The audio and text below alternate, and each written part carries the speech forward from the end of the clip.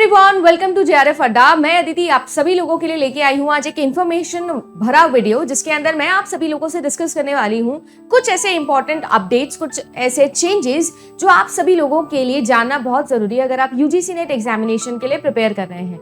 Eligibility criteria में बहुत सारे चेंजेस आए हैं, बहुत सारे रूल्स जो हैं वो आप लोगों के लिए चेंज हो गए हैं। इसके अलावा भी आप जानते हो कि पैटर्न मेकिंग के अंदर, एग्जामिनेशन के अंदर और भी बहुत सारी चीजें होती है जिसे तैयारी करने से पहले हमें कंसिडर करना बहुत जरूरी होता है। तो उन सब पॉइंट्स पर मैं आज आप लोगों से बात करने आई हूँ।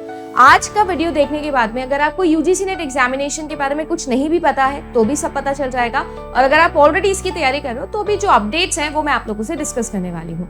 तो आज का जो हमारा वीडियो होगा उसमें मेन फोकस पे रखने वाली हूँ कि जो नया एलिजिबिलिटी क्राइटेरिया आया है वो क्या है, उसमें क्या क्या चेंजेस हैं, क्या आप लोग फॉर्म फिल कर सकते हो या नहीं कर सकते हो, एज लिमिट के ऊपर भी थोड़ा चर्चा करेंगे, कंपटीशन के ऊपर थोड़ा सा बात करेंगे, कट ऑफ हो गया, मार्किंग स्कीम हो गया, आप लोगों का पैटर्न हो गया, ये सारों पे कुछ ना कुछ अपडेट है जो पिछले 6 महीने के अंदर आए हैं, उन सब के ऊपर हम लोग चर्चा करने वाले हैं। तो एक एक करके हम लोग जो है वो हमारी चर्चा की शुरुआत करते हैं। सबसे पहले अगर मैं बात करूं तो हमारे पास में जो एग्जामिनेशन है उसका न्यू कैलेंडर हम लोगों को समझना बहुत जरूरी है कि आप सभी लोगों के लिए जो यूजीसी नेट एग्जामिनेशन है वो साल में 2 बार कंडक्ट करवाया जाता है। ये एग्जामिनेशन जो है वो अगर आइडियली देखा जाए तो जून में और दिसंबर में, ये 2 साइकिल्स है जिसमें कंडक्ट करवाया जाता है। अभी जैसे कि आप सभी लोग जानते ही हो कि जून वाला जो एग्जामिनेशन था वो कैंसिल हुआ और अभी री एग्जामिनेशन जो है वो अगस्त और सितंबर में चला गया है, यानी कि क्या दिसंबर वाला एग्जामिनेशन आगे बढ़ेगा। देखो इसके चांसेस जो है वो बहुत कम है, क्योंकि एनटीए जो ये एग्जाम कंडक्ट करवाता है, इन्होंने पिछले साल यानी 2023 के अंदर भी अपनी साइकिल को सुधारने के लिए जस्ट 2023 में फरवरी में एग्जाम करवाया, उसके बाद में जून में करवाया, फिर दिसंबर में करवा दिया। तो फरवरी में मार्च का पेपर चला था, फरवरी मार्च का, और उसके तुरंत बाद जून में एग्जाम हो गया था। तो अगर एनटीए चाहे या एनटीए करवाना चाहे तो डेफिनेटली 100% जो है वो आपका दिसंबर का एग्जाम दिसंबर में हो जाएगा। अगर थोड़ा बहुत भी आगे पीछे होता है तो भी जनवरी तक आप लोगों का एग्जाम सर्टेनली हो जाएगा। तो एग्जाम कैलेंडर जानना हमारे लिए बहुत जरूरी है, भले ही आप अगस्त के लिए प्रिपेयर कर रहे हो या फिर आप लोग प्रिपेयर कर रहे हो दिसंबर के लिए। ये चीज याद रखिएगा कि एग्जामिनेशन की साइकिल जो है वो ऐसी है कि आपको 1 साल के अंदर 2 बार पेपर देने मिलता है ना। अब अगर मैं बात करूं तो यहाँ पर ये जो एग्जामिनेशन है इसका पैटर्न आप सभी लोगों को जानना जरूरी है। 300 नंबर का ये जो पेपर है वो होता है। इस 300 नंबर में से अगर मैं बात करूं तो आप लोगों के पेपर 1 के 100 नंबर आते हैं और आप लोगों के जो पेपर 2 है उसके 200 नंबर आते हैं, और ऐसे जोड़ के जो है वो आप सभी लोगों के लिए 300 नंबर बनते हैं। अगर बात की जाए तो आप सभी लोगों के लिए ये जो 100 नंबर है ये है आप लोगों का जनरल, यानी कि ये सभी बच्चों के लिए कॉमन है।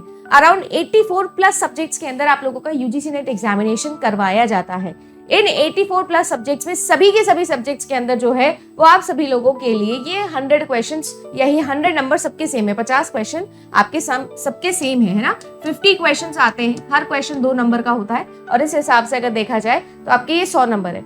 ये जो है ये आप लोगों का पेपर 1 कहलाता है, और इस पेपर 1 के अंदर आती हैं 10 यूनिट्स। इंडिविजुअली अगर मैं बात करूं यहाँ पर मार्किंग स्कीम के बारे में या फिर पेपर पैटर्न के बारे में, तो आप सभी लोगों के पास में पेपर 1 होता है जो कि आप लोगों का जनरल पेपर होता है, जिसमें रिसर्च एप्टीट्यूड जैसी चीजें, टीचिंग एप्टीट्यूड, आईसीटी जैसी चीजें, रीडिंग कॉम्प्रीहेंशन, डेटा इंटरप्रिटेशन हो गया, people development, environment, higher education जैसी चीजें आप लोगों से पूछी जाती है। इसके अलावा कुछ यूनिट जैसे कि कम्युनिकेशन हो गया, मैथमेटिकल रीजनिंग हो गई, लॉजिकल रीजनिंग हो गई, ये सारी की सारी मिला के लगभग आप सभी लोगों के लिए 10 यूनिट्स है जो यहाँ पर बनती है। इन 10 यूनिट से आप लोगों के पास में 50 सवाल बनते हैं और हर सवाल 2 नंबर का होता है। ऐसे ही इंडिविजुअली आप लोगों का जो पेपर 2 होता है वो आपका होता है सब्जेक्ट का पेपर। जैसे फॉर एग्जाम्पल मेरा जो सब्जेक्ट है वो है कंप्यूटर साइंस, तो मेरा पेपर 1 सबके लिए कॉमन है भाई, और फिर जो है वो आप लोगों का पेपर 2 होता है। 2018 के बाद से ये जो पेपर है ये सीबीटी मोड पे होने लग गया है, यानी कि कंप्यूटर बेस्ड टेस्ट आप लोगों का होता है। अभी 2023 के अंदर इसमें एक लेटेस्ट अपडेट आया था, और अपडेट ये आया था कि एनटीए जो है वो जून वाली साइकिल को करवाना चाहता था ऑफलाइन मोड के ऊपर। पहली बार 2019 से पेपर जो है वो आप लोगों का ऑफलाइन किया गया।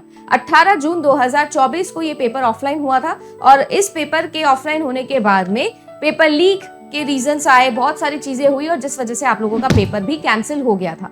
तो अब दोबारा से एनटीए का नोटिस आया है और दोबारा से सीबीटी मोड पर वापस आ गए हैं। तो अगर मैं बोलूं कि हम लोग दिसंबर के लिए सोच रहे हैं तो आप लोग गारंटीड मान के चलिएगा कि आप लोगों का पेपर जो है उसके 90% चांसेस है कि वो आप लोगों का सीबीटी मोड के अंदर ही होगा। अगर मैं मार्किंग स्कीम की बात करूं तो हर क्वेश्चन 2 नंबर का होता है और इस मार्किंग स्कीम में जो सबसे इंपॉर्टेंट चीज जाननी है वो ये जाननी है कि इस पेपर के अंदर नेगेटिव मार्किंग नहीं होती है। बट क्या दिसंबर के लिए नेगेटिव मार्किंग होगी कि नहीं होगी, तो इस पर भी एक क्वेश्चन मार्क लगा हुआ है। अगर मैं अपडेटेड रिसोर्सेज की बात करूं, जिस हिसाब से एनटीए इस वक्त आगे बढ़ रहा है, एनटीए ने बहुत सारे चेंजेस है जो पिछले 6 महीने के अंदर अप्लाई किए, जितने भी चेंजेस अप्लाई किए उन सब की वजह से एनटीए का एग्जामिनेशन फेल हुआ है। तो मेरा ऐसा मानना है कि दिसंबर के अंदर नेगेटिव मार्किंग को इन्होंने अगर अप्लाई कर दिया तो बहुत ही ज्यादा जल्दबाजी हो जाएगी। तो इस साल 2024 के लिए मुझे नहीं लगता है कि नेगेटिव मार्किंग आपकी होगी, बट यस, इन फ्यूचर अगर करना चाहे तो एनटीए डेफिनेटली 2025 से आपकी नेगेटिव मार्किंग कर सकता है। बट फिलहाल के लिए तो बात ऐसी है जो मैं आप लोगों को बता सकती हूँ, कोई अपडेट नहीं है इसके रिगार्डिंग, आप लोगों का कोई भी नेगेटिव मार्किंग नहीं होता है। तो यानी कि पूरे के पूरे 300 नंबर जो है वो आप लोगों के बिना नेगेटिव मार्किंग के आप लोग अप्लाई कर सकते हो। अगर मैं बात करूं तो यहाँ पर एक सबसे बड़ा चेंज जो आप लोगों का आया है वो आया है आप सभी लोगों की एलिजिबिलिटी के अंदर। जो एलिजिबिलिटी है, इस एलिजिबिलिटी के अंदर भी बहुत बड़ा चेंजेस हैं जो आप सभी लोगों के लिए देखे गए हैं। अगर एलिजिबिलिटी की वाइज बात करूं तो सबसे पहले कौन कौन ये एग्जामिनेशन दे सकता है इस पर चर्चा करते हैं। अगर बात किया जाए तो सबसे पहले और सबसे बेसिक रूल था कि जितने भी हमारे देश के पोस्ट ग्रेजुएट्स हैं वो सभी के सभी यूजीसी नेट एग्जामिनेशन के लिए प्रिपेयर कर सकते हैं, अपीयर कर सकते हैं। बट अब अपडेटेड रूल के बाद में एक रूल ऐसा भी था जो मैंने बहुत टाइम से आप लोगों को बताया है, दोबारा से बताती हूँ। अगर आप अपने फर्स्ट सेमेस्टर के अंदर भी हो या फिर आप जो है वो अपने लास्ट सेमेस्टर के अंदर भी हो, किसके, हमारे यूजी के लास्ट सेमेस्टर में और पीजी के फर्स्ट सेमेस्टर में, तो भी मैं आप लोगों को ये एडवाइस करूंगी कि आपको 100% यूजीसी नेट एग्जामिनेशन देना चाहिए। देखो, लॉजिक की ऐसी बात है कि हमारा जो एनटीए ये पेपर कंडक्ट करवा रहा है, ये इस पेपर को क्लियर करने के बाद में 2 साल का समय आपको देता है आपकी पोस्ट ग्रेजुएशन कंप्लीट करने के लिए। यानी कुल मिला के वैसे भी लास्ट ईयर अपीयरिंग जो होते हैं वो तो अलाउड होते ही हैं। तो अगर आप सभी लोग अपने अंडर ग्रेजुएशन के लास्ट ईयर के अंदर हो, लास्ट सेमेस्टर के अंदर हो, अपना पोस्ट ग्रेजुएशन जैसे आपने स्टार्ट ही किया है, तो भी आपके पास में आराम से 2 साल है, आप अपना जो पोस्ट ग्रेजुएशन है वो कंप्लीट कर सकते हो। यूजीसी नेट एग्जामिनेशन जब आप लोग दे के आए हो और आप लोगों का जो पोस्ट ग्रेजुएशन है वो नहीं हुआ है, तो उसके बाद से आपको 2 साल का समय मिलता है आपका पेपर क्लियर करने के लिए पोस्ट ग्रेजुएशन का। इसके अलावा अगर मैं बोलूं तो बहुत स्मार्टली ये मूव आप ले सकते हो, क्योंकि हमारे देश के अंदर मोस्टली जितने भी पोस्ट ग्रेजुएशन होते हैं वो 2 साल के ही होते हैं। तो अगर आप लोग पोस्ट ग्रेजुएशन में जस्ट एडमिशन भी लिए हो तो भी आपको यूजीसी नेट के लिए प्रिपेयर करना चाहिए, और प्रिपेयर करते करते जो है वो आप सभी लोगों का आराम से इस पॉइंट पे सिलेक्शन हो सकता है। जितने हाई चांसेस आपके ग्रेजुएशन के तुरंत बाद या पोस्ट ग्रेजुएशन के साथ में पेपर निकालने के होते हैं, उतने ब्राइट चांसेस आपके कभी और नहीं होंगे, क्योंकि आप पढ़ाई के कंटिन्यूअस टच के अंदर हो। तो मेरा आपको यही एडवाइस है कि जितना ज्यादा हो सकता है, जितनी ज्यादा पॉसिबिलिटी है, प्लीज ट्राई टू फोकस कि आप अपने इसी टाइम के ऊपर पेपर दे दो। अब जो नया अपडेट आया है वो भी हम लोग डिस्कस करते हैं। जितने भी ऐसे स्टूडेंट्स हैं जिनकी अंडर ग्रेजुएशन, जिनका यूजी जो है वो 4 साल का हुआ है, वो भी अभी इस एग्जामिनेशन के लिए डायरेक्टली अपीयर कर सकते हैं। सबसे बड़ा चेंज, सबसे बड़ा अपडेट जो है वो यही है कि अगर आप लोगों का जो बैचलर्स डिग्री है वो 4 साल का रहा था या 4 साल से ज्यादा का रहा था, जैसे आपने देखा बीए एलएलबी वाले जो बच्चे होते हैं वो ऑलरेडी जो है वो देते हैं 5 साल देते हैं ना, तो अगर आपका 4 साल या उससे ज्यादा का आपका बैचलर्स प्रोग्राम रहा है तो आपको पोस्ट ग्रेजुएशन करने की कोई जरूरत नहीं है। डायरेक्टली जो है वो आप सभी लोग यूजीसी नेट एग्जामिनेशन फाइट कर सकते हो।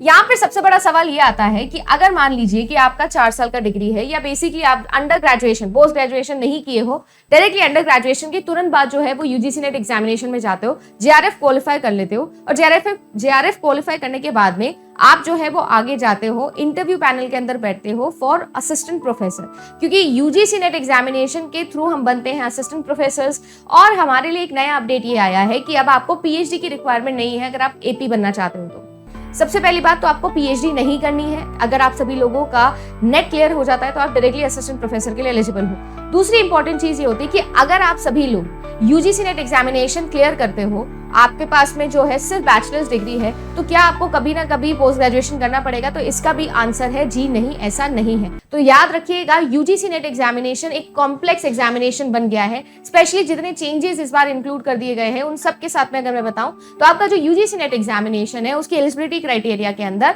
ध्यान रखिएगा, अगर आप अपने पोस्ट ग्रेजुएट हो तब तो दे ही सकते हो, पोस्ट ग्रेजुएशन के फर्स्ट सेमेस्टर में हो तो भी आप दे सकते हो, अंडर ग्रेजुएशन के लास्ट सेमेस्टर में हो तो भी आप दे सकते हो। ये वो वाला टाइम है जब हम लोग 3+2 यानी कि टोटल 5 ईयर वाला प्रोग्राम की बात कर रहे हैं। अदरवाइज अगर आप सभी लोगों के पास में सिर्फ बैचलर्स डिग्री है तो भी आप डायरेक्टली जो है वो यूजीसी नेट एग्जामिनेशन दे सकते हो।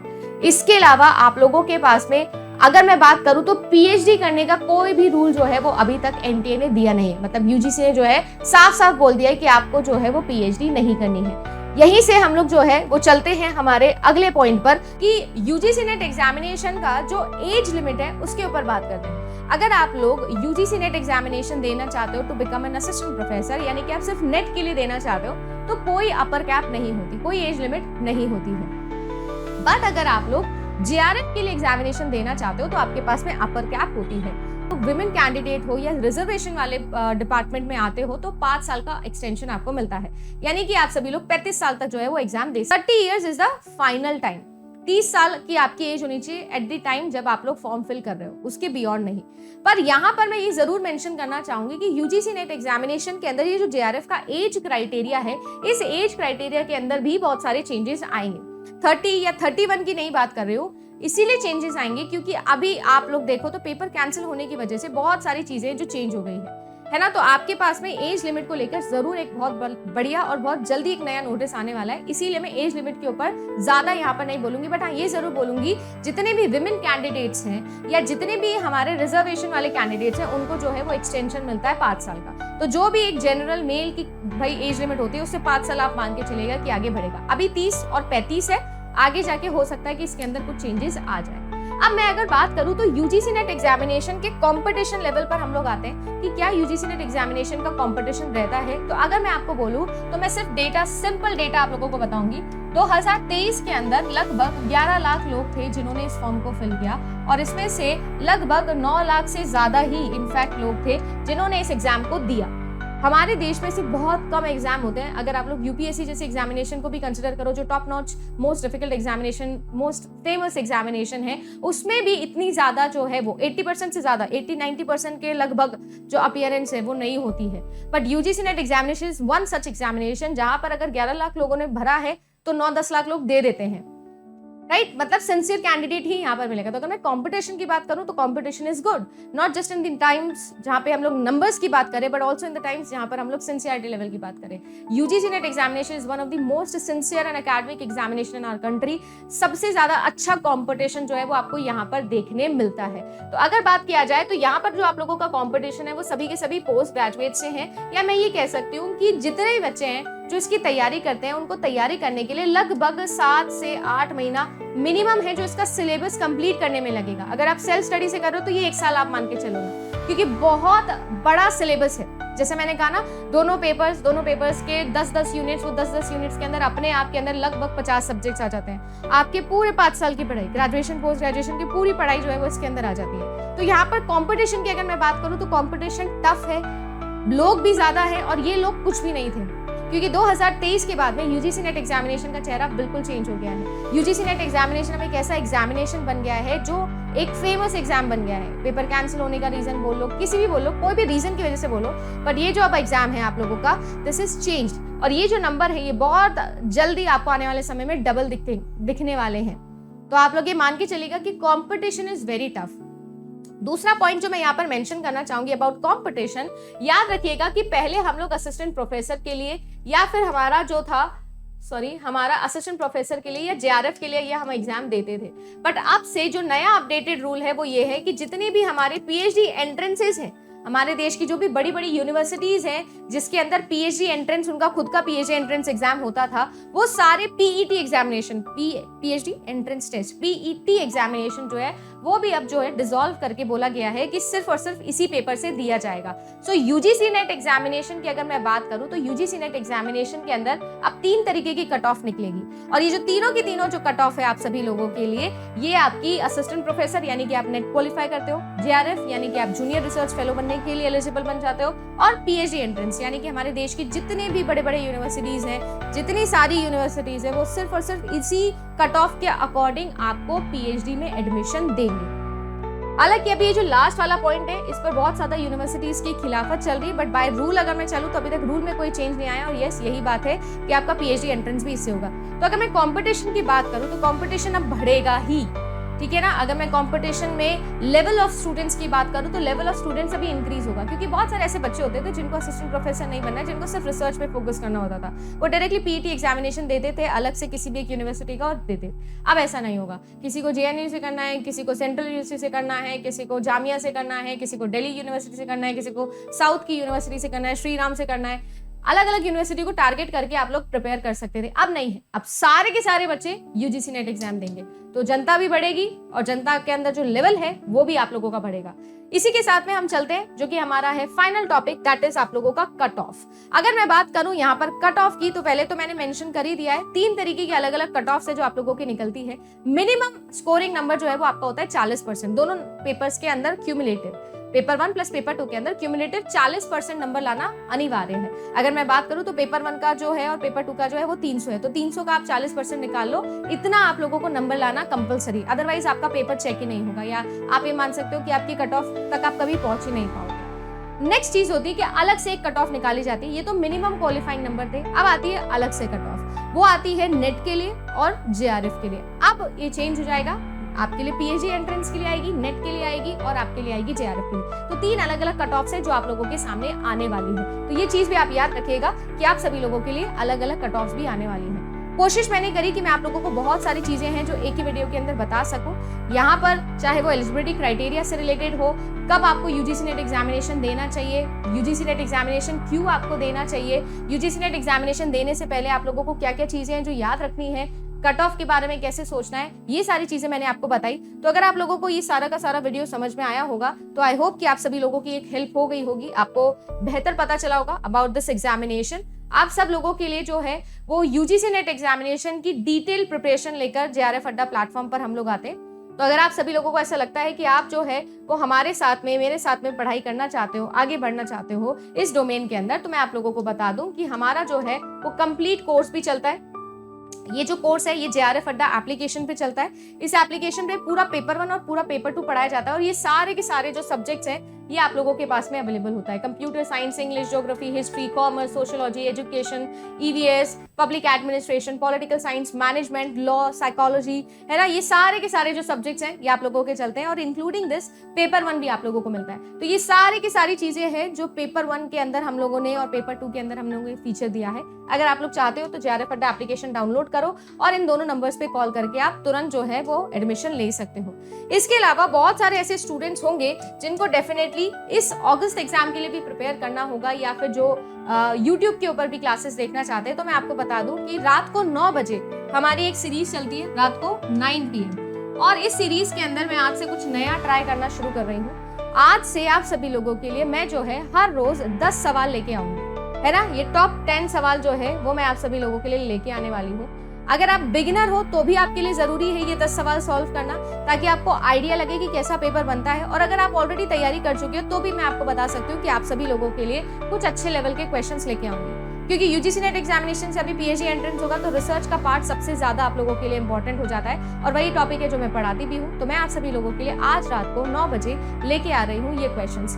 सबसे इंपॉर्टेंट 10 सवाल सीधा आप लोगों को कॉन्सेप्ट मेकिंग पर मैं काम करने वाली हूं। अगर आप लोग चाहें तो ज्वाइन कर सकते हैं। फिलहाल के लिए बस इतना ही। अगर अच्छा लगा तो वीडियो को लाइक कर दीजिएगा। फिर भी आपका कोई डाउट है जो रह जाता है तो जरूर कमेंट करके बताइएगा। मैं डेफिनेटली आप लोगों के लिए अलग वीडियो बना के आपको ये सारी की सारी इन्फॉर्मेशन दे दूंगी। Bye bye.